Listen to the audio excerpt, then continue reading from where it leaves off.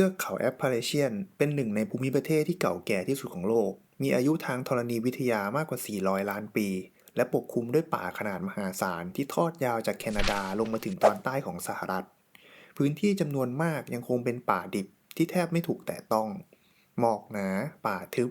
และภูเขาที่ทอดยาวทำให้ภูมิภาคนี้กลายเป็นสถานที่ที่เต็มไปด้วยเรื่องเล่าพื้นบ้านมาตลอดหลายศตวรรษ บรรดาเรื่องเล่าที่แพร่กระจายมากขึ้นในช่วง2 ทศวรรษที่ผ่านมา มีเรื่องหนึ่งที่คนในภูเขามักพูดถึงด้วยคำง่ายๆว่า not deer หรือควางที่ไม่ใช่ควาง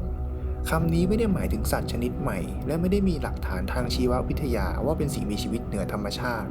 แต่เป็นคำที่ผู้คนใช้เรียกประสบการณ์แปลกๆเมื่อพวกเขาเห็นควางที่ดูเหมือนควางทั่วไปแต่มีบางอย่างผิดปกติจนทำให้รู้สึกไม่สบายใจสัตว์ที่คนเห็นเกือบทั้งหมดคือไวท์เทลเดียร์ซึ่งเป็นสัตว์ที่พบได้ทั่วไปในอเมริกาเหนือโดยเฉพาะภูเขาแอปพาเลเชียนกวางชนิดนี้มีจำนวนมากจนบางครั้งปรากฏตัวตามถนนหรือชายป่าใกล้เมืองแต่ในบางเหตุการณ์คนที่พบเห็นกลับบอกว่ากวางเหล่านั้นดูผิดธรรมชาติ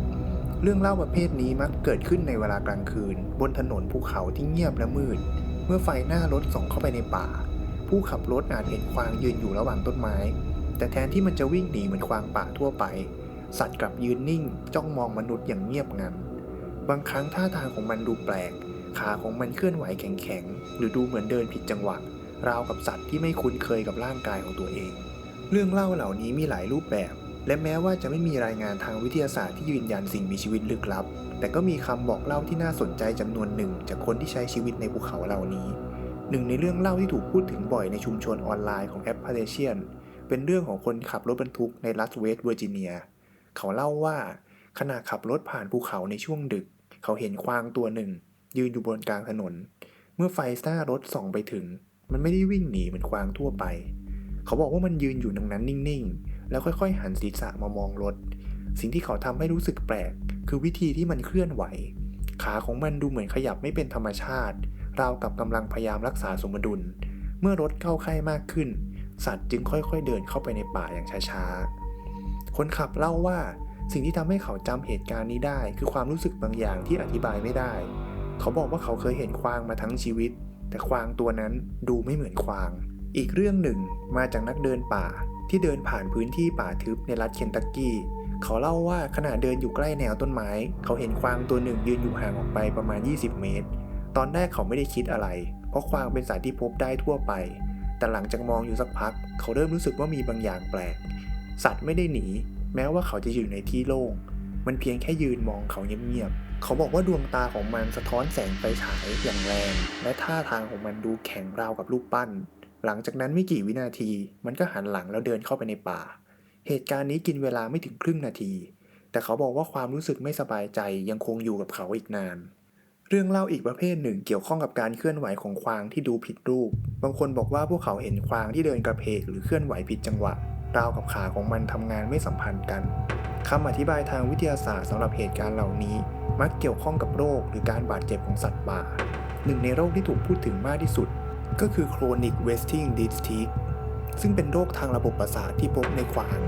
ในหลายรัฐของสหรัฐโรคนี้ทำให้สัตว์สูญเสียการควบคุมกล้ามเนื้อเดินผิดปกติและบางครั้งตอบสนองต่อสิ่งรอบตัวช้าลงกวางที่ติดโรคอาจยืนนิ่งเป็นเวลานานหรือเคลื่อนไหวในลักษณะที่ดูแปลกในสายตาของมนุษย์นอกจากนี้การบาดเจ็บจากรถชนหรือการต่อสู้กันระหว่างกวางตัวผู้ก็สามารถทำให้สัตว์เดินผิดรูปได้เช่นกันอีกปัจจัยหนึ่งคือสภาพแสงในป่าที่เต็มไปด้วยหมอกและเงาภาพที่เห็นก็อาจดูผิดธรรมชาติได้ง่ายเมื่อรวมกับความเงียบของภูเขาแอปพาเลเชียซึ่งมีพื้นที่กว้างใหญ่และห่างไกลจากเมืองความรู้สึกโดดเดี่ยวสามารถทำให้ประสบการณ์เล็กๆดูน่ากลัวกว่าความจริงเรื่องเล่าเกี่ยวกับน็อตเดียจึงกลายเป็นตัวอย่างของโฟล์คลอร์สมัยใหม่ที่เกิดจากประสบการณ์จริงผสมกับจินตนาการและวัฒนธรรมพื้นบ้านภูมิภาคแอปพาเลเชียเองก็มีประเพณีการเล่าเรื่องเกี่ยวกับป่าและสิ่งลึกลับมานานหลายรุ่นในอดีตเรื่องเล่าเหล่านี้ถูกใช้เพื่อเตือนเด็กๆไม่ให้เดินเข้าไปในป่าลึกหรือเพื่ออธิบายสิ่งที่ผู้คนไม่เข้าใจในธรรมชาติเมื่ออินเทอร์เน็ตเข้ามาเรื่องเล่าที่เคยอยู่ในชุมชนเล็กๆจึงถูกเผยแพร่ไปทั่วโลกคำว่า not deer กลายเป็นคำที่ผู้คนใช้พูดถึงปรากฏการณ์นี้แม้ว่าจะไม่มีหลักฐานว่ามีสิ่งมีชีวิตลึกลับชนิดใหม่ในป่าสิ่งที่เรื่องเล่านี้สะท้อนจริงๆคือความสัมพันธ์ระหว่างมนุษย์กับธรรมชาติป่าที่กว้างใหญ่และเก่าแก่สามารถสร้างความรู้สึกลึกลับได้เสมอ โดยเฉพาะเมื่อมนุษย์เข้าไปอยู่ในสภาพแวดล้อมที่ไม่คุ้นเคยในสถานที่ที่มืดเงียบและห่างไกลจากโลกของมนุษย์สิ่งมีชีวิตธรรมดาอย่างกวางตัวหนึ่งก็สามารถกลายเป็นสิ่งที่ทำให้เราตั้งคำถามกับสิ่งที่เราเห็นได้และบางทีนั่นอาจจะเป็นเหตุผลว่าทำไมเรื่องเล่าเกี่ยวกับกวางที่ไม่ใช่กวาง